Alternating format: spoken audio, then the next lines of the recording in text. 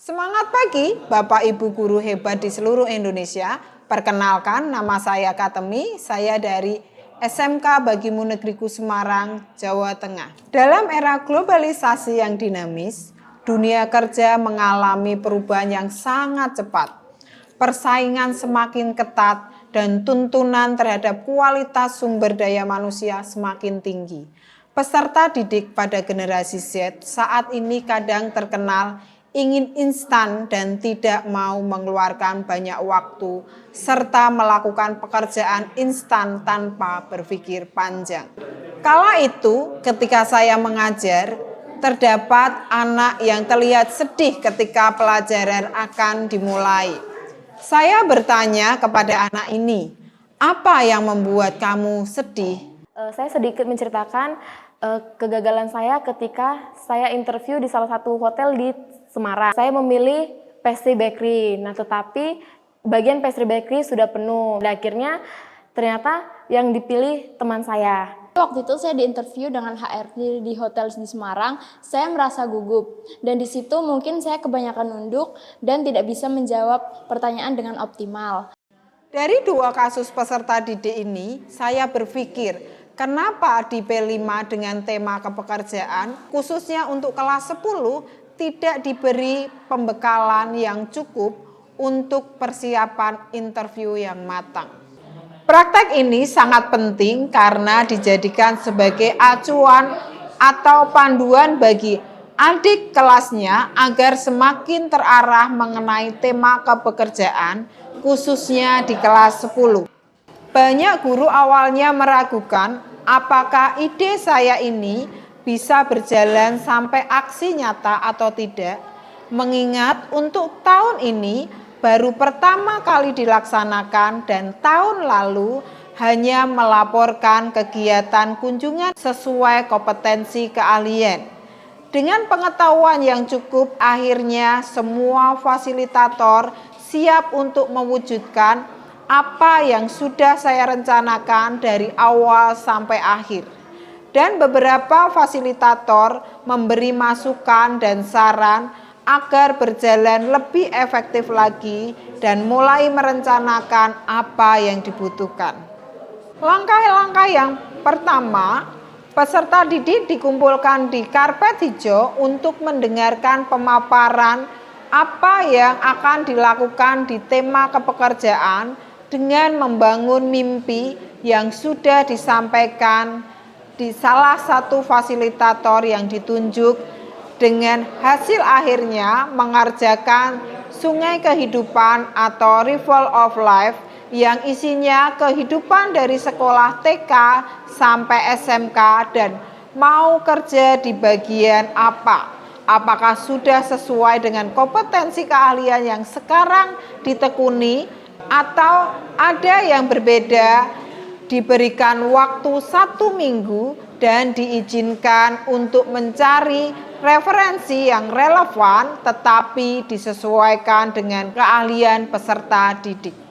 Setelah 1 minggu, peserta didik membawa hasil River of Life dan ada perwakilan untuk maju dipresentasikan di forum dengan tujuan banyak peserta didik yang terinspirasi dari kisah kehidupan dari teman-temannya. Setelah itu, semua hasil River of Life dipasang di mading setiap minggu dan jadwal sudah disusun dari tanggal 19 Februari sampai 1 April 2024 dengan bantuan OSIS untuk menempel. Tujuannya agar semua peserta didik dapat menampilkan hasil karyanya dan bisa dilihat oleh kakak kelasnya. Bagaimana pelaksanaan setelah River of Life dipublikasikan? Kami dari P5 mengadakan rapat untuk mengadakan jadwal blog dan dilakukan pada tanggal 12 sampai 14 Juni 2024 dengan uraian kegiatan. Tanggal 12 Juni 2024, bekali diri atau penguatan kompetensi. Peserta didik berkumpul sesuai kompetensi keahlian masing-masing. Para K3 mempersiapkan materi yang akan disampaikan dari kenapa masuk di kompetensi tersebut dan macam-macam pekerjaan ketika peserta didik lulus akan bekerja di bagian apa saja, dan memberikan gambaran di daerah peserta didik apa saja yang perlu diangkat potensi yang sudah ada, bahkan mungkin belum tahu potensi apa yang harus ditonjolkan yang disesuaikan dengan kompetensi keahlian, apa yang dapat digali di daerah peserta didik setelah mendapatkan pengarahan dari masing-masing K3 dipresentasikan di depan teman-teman mereka agar peserta didik mampu berkomunikasi dengan baik dan menjadi lebih percaya diri, serta peserta didik yang lain